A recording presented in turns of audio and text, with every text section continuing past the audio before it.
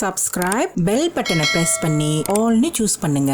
Hi friends, welcome to அம்மா சமையல் food channel. இன்னைக்கு என்ன சமைக்க போறோம்னா அருமையான பருப்பு வடை.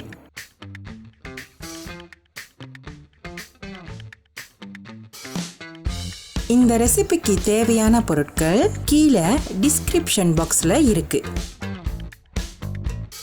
ஃபர்ஸ்ட் வாங்க பருப்பை ஊற வச்சுக்கலாம். இன்னைக்கு நான் ஆஸ்திரேலியா பருப்பு தான் பாவிக்கிறேன். பொதுவாக சாம்பார் வைக்கிற பருப்பில் தான் இன்னைக்கு நான் வடை சுட போகிறேன். இதை ஒரு 2 கப்பு அளவுக்கு ஒரு பவுலில் சேர்த்துக்குங்க. பொதுவாக மசாலா வடை கடலை பருப்பில் தான் செய்வாங்க. ஆனால் நாங்கள் எப்போதுமே ஆஸ்திரேலியா பருப்பில் தான் செய்வோம். அதுதான் எங்களுக்கு ரொம்ப பிடிக்கும். பருப்பு மூழ்கிற அளவுக்கு தாராளமாக தண்ணி ஊற்றிக்கிங்க.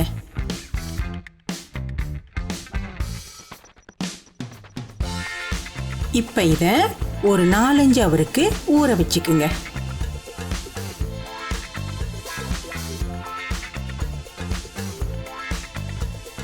நாலு மணி நேரம் சென்று பாருங்க, பருப்பு நல்லா உப்பி வந்திருக்கு. இந்த மாதிரி நல்லா உப்பி வந்தாதான் பருப்பை நல்லா சுலபமாக அரைக்க முடியும். இப்போ இதை சுத்தமாக கழுவிட்டு பிளெண்டரில் சேர்த்துக்குங்க. இதை 4 பிரித்து பேட்ச் பை பேட்சாக அரைச்சிக்குங்க. அறவே தண்ணி ஊற்றாமல் அரைங்க, அப்போ தான் கரெக்டான பதத்துக்கு வரும்.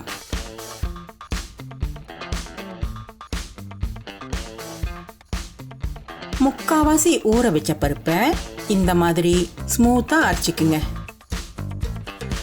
இதை இப்போ ஒரு மிக்சிங் பவுலில் சேர்த்துக்குங்க. கடைசியாக அரைக்கிற பருப்பை இந்த மாதிரி ஒன்றும் பதியமாக அரைச்சிக்குங்க. இதையும் இந்த மிக்சிங் பவுலில் சேர்த்துக்குங்க. ஊற வச்ச பருப்பை எதுக்கு 2 பதமாக அரைக்கிறோன்னா, அப்போதான் மிக்ஸ் பண்ணி வடை சுடும் போது வடை உடையாம அழகான ஷேப்பில் கிறிஸ்பியாக வரும். இந்த டிப்ஸை ஃபாலோ பண்ணி பாருங்க, வடை நல்லா அருமையாக வரும். ஊற வச்ச பருப்பை நல்லா அரைச்சி ஒரு பவுலில் சேர்த்தாச்சு. இப்போ வாங்க அடுத்த ஸ்டெப்புக்கு போகலாம். 2 நடுத்தரமான வெங்காயத்தை பொடிசா வெட்டி சேர்த்துக்குங்க.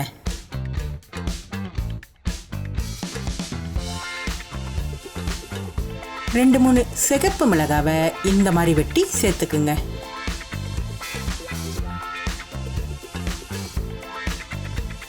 2-3 காய்ந்த மிளகாய், 1 கைப்பிடி அளவுக்கு கருவேப்பிலையை இந்த மாதிரி வெட்டி சேர்த்துக்குங்க.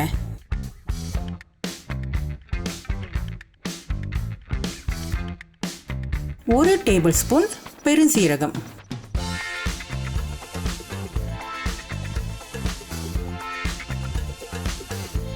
தேவையான அளவுக்கு உப்பு,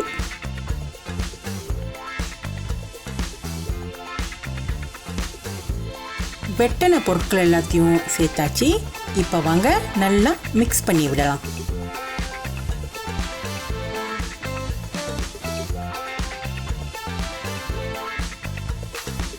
இதை பார்த்து இந்த அளவுக்கு மிக்ஸ் பண்ணி விட்டுக்குங்க. ரொம்ப நேரம் கிண்டிக்கிட்டு இருக்காதீங்க, வெங்காயத்தில் உள்ள தண்ணிலாம் வெளியாயிரும். அப்புறம் இந்த மிக்ஸ்சரு கொல கொலன்னு ஆயிரும், வடை சுடும் போது பிரிஞ்சிரும்.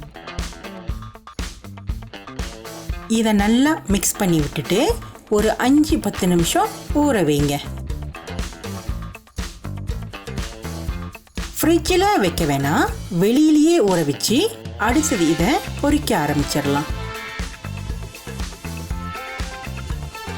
சட்டியில் பொரிக்கிற அளவுக்கு தாராளமாக எண்ணெய் ஊற்றிக்குங்க. வடை எண்ணெய் கூட ஊற்றி பொரிச்சாதான் நல்லா வெந்து வரும். இந்த எண்ணெயை நடுத்தரமான தீயில சூடாக்கிக்குங்க. சட்டி பக்கத்தில் ஒரு பவுலில் தண்ணியும் மிக்ஸ் பண்ணி வச்ச பருப்பையும் எடுத்து வச்சுக்குங்க. எண்ணெய் நல்லா சூடானோன்னு சுத்தமான கையில தண்ணியை லேசா தொட்டுட்டு இந்த மாதிரி வடை மாவை எடுத்து உருட்டி கையில தட்டிக்கிங்க. இதை அழகா வடை ஷேப்பில் தட்டி சூடான எண்ணெயில் மெதுவாக போட்டுக்குங்க.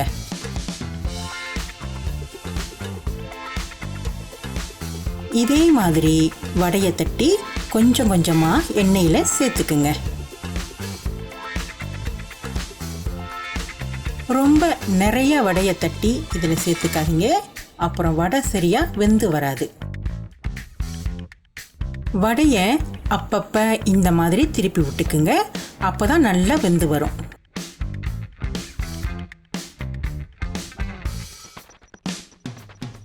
உங்கள் விருப்பத்துக்கு வடையை மொத்தமாகவோ இல்லை மெலிசாவோ பொரிச்சு எடுத்துக்கலாம்.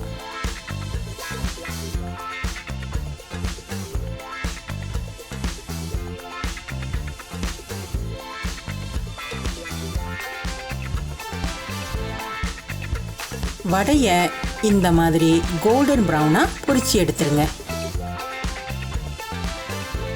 அருமையான பருப்பு வடை ரெடி ஆயிருச்சு. பார்க்கவே ருசியாக இருக்குல்ல? இதை இப்போவே பிச்சு சாப்பிடணும் போல தோணலை? இதை வாழை இலை சாப்பாடோட சேர்த்து வச்சு சாப்பிட்டாலும் செம்மையாக இருக்கும். இல்லைனா சட்னியில் தொட்டு சாப்பிட்டா கூட அருமையாக இருக்கும். ஆனால் நான் சுட சுட டீ அல்லது காஃபி கலக்கி இந்த வடையை ருசித்து சாப்பிடுவேன். உங்களுக்கு எந்த வடை பிடிக்கும்? பருப்பு வடை பிடிக்குமா இல்லை உளுந்து வடை பிடிக்குமா? கீழே கமெண்ட் பண்ணுங்க. கண்டிப்பாக இந்த ரெசிபியை ட்ரை பண்ணி குடும்பத்தோடு என்ஜாய் பண்ணுங்க. லைக், ஷேர், சப்ஸ்கிரைப், பெல் பட்டனை ப்ரெஸ் பண்ணுங்க. எங்கள் சேனலை சப்போர்ட் பண்ணுற எல்லா மக்களுக்கும் ரொம்ப ரொம்ப நன்றி. கமெண்ட் பண்ண மறந்துடாதீங்க. அடுத்த வீடியோவில் பார்க்கலாம். பாய்.